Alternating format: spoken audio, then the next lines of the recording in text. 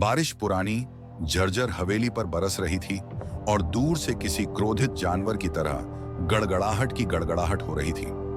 Elijah ने शहरी किंवदंतियों पर कभी विश्वास नहीं किया था, लेकिन आज रात वह ट्रू डार्क की फुसफुसाहट के पीछे की सच्चाई जानने वाली थी।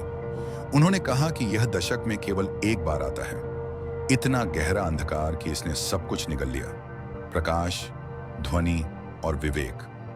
वह एक साहसी व्यक्ति के रूप में हवेली में आई थी। उसके पास टॉर्च और उसकी बहादुरी के अलावा कुछ भी नहीं था। अंदर की हवा फफूंदी से भरी हुई थी और एक भयानक सन्नाटा था जिससे उसके कानों में दर्द हो रहा था। जैसे ही वह आगे बढ़ी, उसकी टॉर्च टिमटिमाने लगी। सस्ती बैटरियां, उसने घबराहट से उसे थपथपाते हुए बुदबुदाया। गड़गड़ाहट की गगनभेदी ताल ने सन्नाटे को तोड़ दिया, जिससे वह उछल पड़ी। फिर यह शुरू हुआ। टॉर्च पूरी तरह से बंद हो गई, जिससे वह एक दमनकारी अंधेरे में डूब गई। यह कोई साधारण अंधेरा नहीं था, यह एकदम घुटने वाला शून्य था जो उसके चारों ओर घूमता हुआ प्रतीत हो रहा था। एलिजा ने हिलने की कोशिश की, लेकिन उसके पैर उस जगह पर चिपके हुए महसूस हुए। हवा ठंडी हो गई, हर सांस में ठंड का बादल छा गया।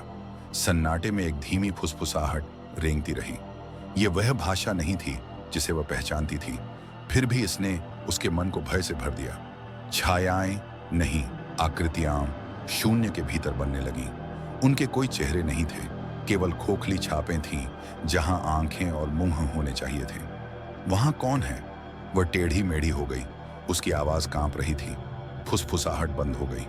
इसके स्थान पर एक कंठस्थ स्वर आया, गहरा और अथक।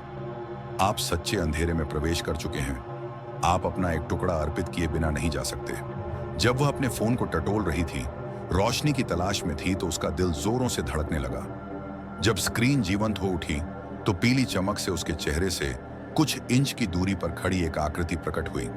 इसकी खोखली कुर्सियां उसकी आत्मा को घूरती हुई प्रतीत हो रही थीं। वह फोन गिराते हुए चिल्लाई।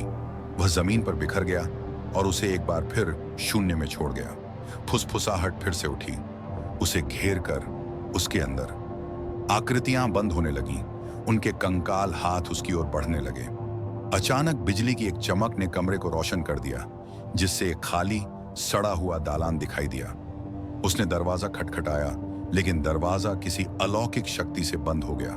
आवाज फिर बोली, लगभग मजाक उड़ाते हुए, आप सच्चे अंधेरे से बच नहीं सकते, यह अब आपका हिस्सा है। जैसे ही गड़गड़ाहट हुई, शून्य ने उसे पूरी तरह से भस्म कर दिया।